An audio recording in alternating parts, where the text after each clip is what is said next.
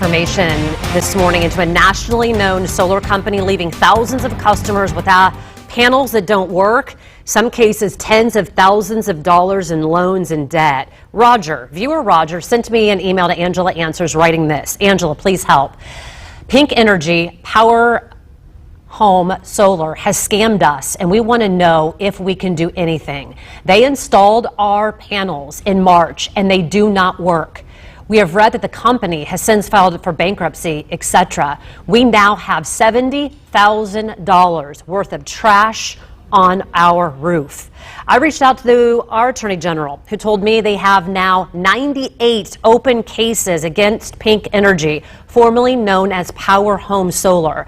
There is a class action lawsuit against the company, but so far Indiana has not joined. In Ohio, there's a group of attorneys making a push for Pink Energy customers to stop making their payments. Our first story on this was in March when we started hearing from consumers who had been scammed. The BBB gave the company an A+ rating at this time, so people were signing up. The president and the CEO of the BBB in Charlotte, North Carolina, where this company was based, told me this. Our current guidance for customers of Pink Energy Power Home Solar includes contacting their attorney general as well as contacting an attorney. Now the company has filed Chapter 7 bankruptcy. A customer can file with the bankruptcy courts. The court's information is on our business profile for the company. And the one viewer said, well, so now I have to hire an attorney and have $70,000 in debt? What am I supposed to do? Well, we reached out to the Attorney General. We'll continue to work to get you more help. But for now, we asked Zach Schulk at Solar United Neighbors to join us to kind of answer some questions about how to keep yourself from getting scammed, especially when it comes to solar here. Good to see you. You work for this not-for-profit. I want to ask you, how big do you think this issue is right now with solar scams?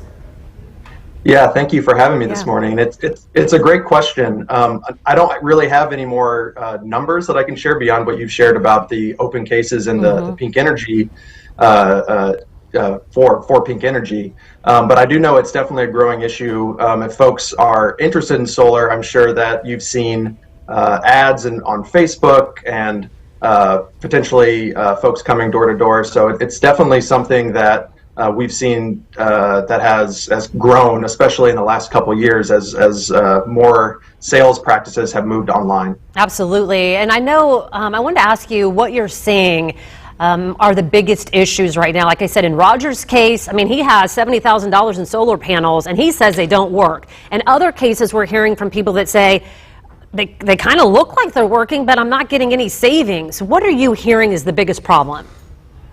Yeah, so I think the fortunate answer is I don't think the solar panel's not working or being improperly installed or not being connected. I don't think that's the most common issue. That's a terrible situation for anybody to be in. But I think the more common issue is folks are getting into contracts that they don't necessarily understand, installing solar that isn't generating the return that they expected, while also potentially having very high financing costs. So that's something where people can get into a contract where they think they're going to see savings, but ultimately end up with bills that are even higher than the electric bills that they were trying to reduce when they made the decision to go solar. Yeah, that's what we've heard, like I said, in these 98 complaints. I mean, we're hearing $70,000 in debt, now $40,000. They're not saying any return on their money at all.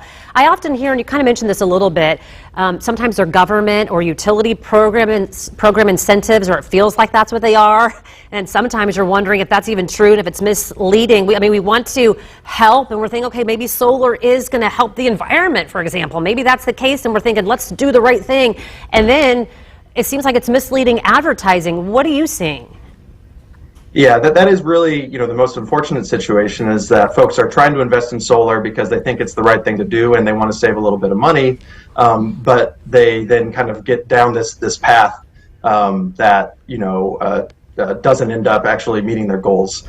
So what we do see and what folks should look out for are some of those ads that you mentioned where you see things about there's a special program just available in your area, or we have a special partnership with your utility. Those are really kind of red flags because to my knowledge, those are not generally speaking real. And usually when they're asking for your contact information to see if you qualify for some kind of special program, that's really just a lead generation tool to get you in their pipeline, and then basically they'll sell your information to companies that might try to take advantage of that. So definitely be cautious when you see something about a special deal. It's only available for you, or only a limited time offer. Zach, thank you so much. And we're going to connect people to your website.